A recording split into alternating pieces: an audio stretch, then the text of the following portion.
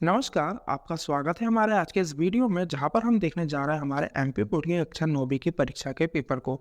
जी हाँ स्टूडेंट, जैसा कि आप जानते हैं 6 तारीख से आपकी परीक्षाएं शुरू हो रही है और जो आपका विषय का पहला पेपर रहेगा वह है हिंदी भाषा का। तो स्टूडेंट्स, आज के इस वीडियो में मैंने आपके लिए हिंदी भाषा का पूरा पेपर लेके आ चुका हूँ, जो कि आपको कक्षा 9वीं के परीक्षा में देखने को मिलेगा। तो स्टूडेंट्स, ये पेपर कुछ इस प्रकार आपको देखने को मिल जाएगा। तो स्टूडेंट्स, इस पेपर का मैंने ऑलरेडी एक वीडियो बना के रख चुका हूँ, जो कि इस वीडियो का पार्ट 1 है। उसका लिंक मैं आपको डिस्क्रिप्शन में दे रहा हूँ।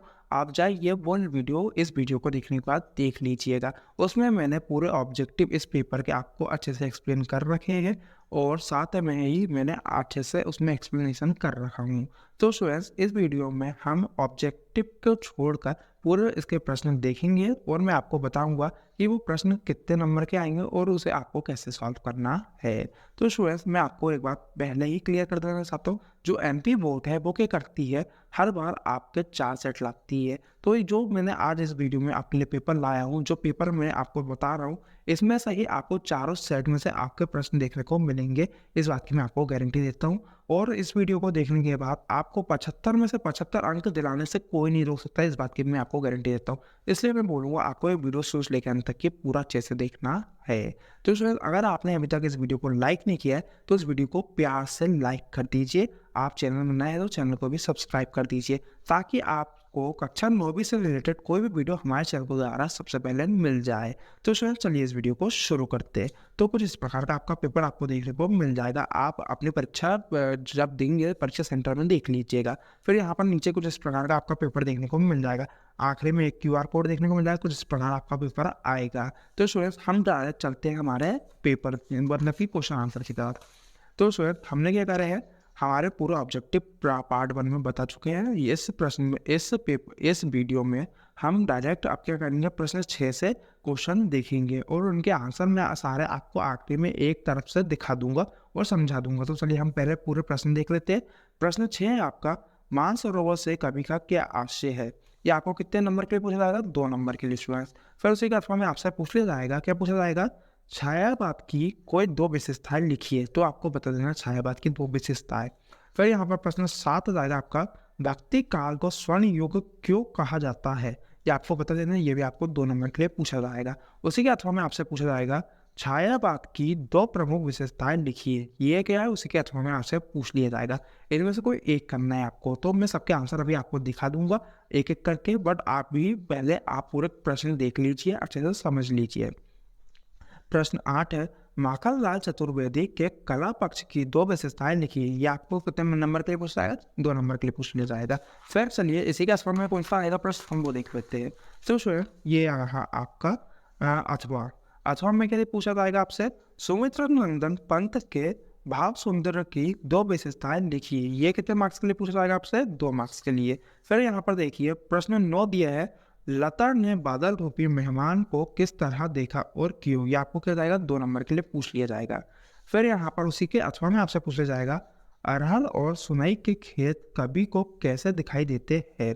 ये उसी के अथवा में आपसे पूछ लिया जाएगा। फिर यहाँ पर प्रश्न 10 देखिए, नई कविता के दो कवियों के नाम एवं उनकी एक एक रचना के नाम लिखिए। ये 2 नंबर के लिए आपसे पूछ लिया जाएगा। फिर उसी के अथवा में आपसे आएगा, कबीर स्थान के भाव सुंदर की 2 विशेषताएं लिखिए। फिर यहाँ पर प्रश्न 11 देखिए, पंडित जगन्नाथ के अनुसार काव्य की परिभाषा लिखिए। फिर उसी के अथवा में आपसे पूछ लिया जाएगा, काव्य किसे कहते हैं, उसके भेदों के नाम लिखिए। फिर यहाँ पर प्रश्न 12 है, छोटी बच्ची को बेलों के प्रति प्रेम क्यों उमड़ आया। फिर उसी के अथवा में आपसे पूछ लिया जाएगा, देखिए उसी के अथवा में आपसे क्या पूछा जाएगा, कांजी होज में कैद पशुओं की हाजिरी क्यों ली जाती थी। फिर यहाँ पर प्रश्न 13 है, कहानी विधा के बारे में संक्षिप्त परिचय दीजिए। फिर उसी के अथवा में देखिए, निबंध लेखन की कोई 2 विशेषताएं लिखिए। फिर यहाँ पर प्रश्न 14 देखिए, एकांकी की कोई 2 विशेषताएं लिखिए। उसी के अथवा में आपसे पूछा जाएगा, प्रेमचंद के साहित्य की कोई 2 विशेषताएं लिखिए। फिर यहाँ पर प्रश्न 15 है, सलीम अली पक्षी प्रेमी कैसे बने, लिखिए। फिर उसी के अथवा में आपसे पूछा जाएगा, किस घटना ने सलीम अली के जीवन की दिशा को बदल दिया।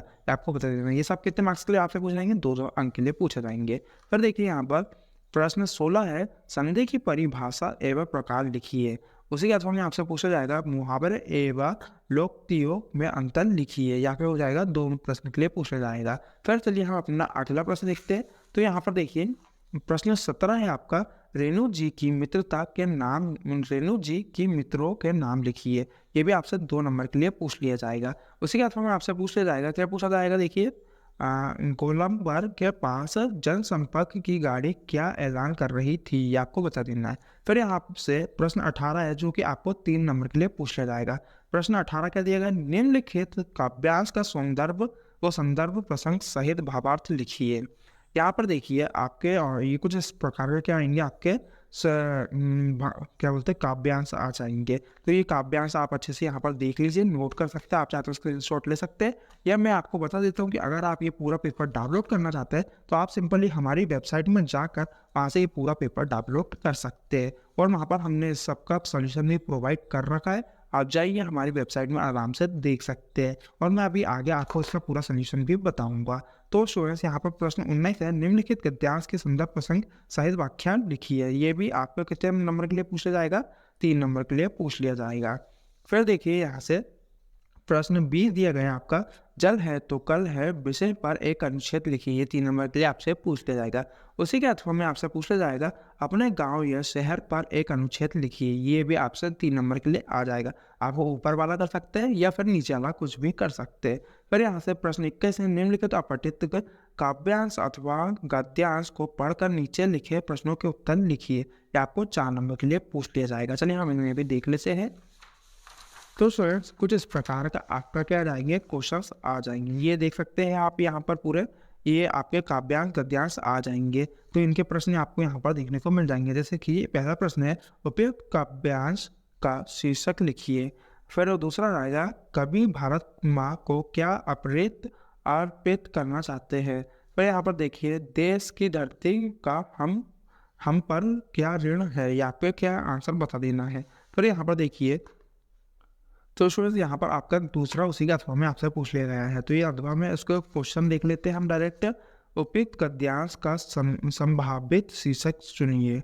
21वीं सदी का इंसान एंजॉय क्यों नहीं कर पाएगा।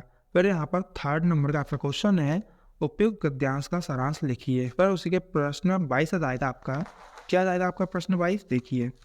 प्रश्न 22 आ जाएगा आपका, शाला त्याग प्रमाण पत्र प्राप्त करने हेतु अपने विद्यालय के प्रचार के नाम से आवेदन पत्र लिखिए। उसी के आधार पर आपसे पूछा जाएगा, अपने विद्यालय के प्रचार को शाला शुल्क से मुक्ति हेतु आवेदन पत्र लिखिए। ये आपको 4 नंबर के लिए आ जाएगा। चलिए हम अपना लास्ट पेज देखते हैं। तो स्टूडेंट्स यहाँ से आपका प्रश्न 23 से जाएगा, जो आपका लास्ट प्रश्न रहेगा। लास्ट प्रश्न क्या है, निम्नलिखित विषयों में से किसी एक विषय पर रूपरेखा सहित सारगार्भित निबंध लिखिए। तो यहाँ पर आपका ऑप्शन है, मेरी प्रिय पुस्तक, जीवन में खेलों का महत्व, विद्यार्थी जीवन में अनुशासन, दैनिक जीवन में इंटरनेट का महत्व, स्वच्छ भारत अभियान। यहाँ पे हो जाएंगे निबंध हो जाएंगे।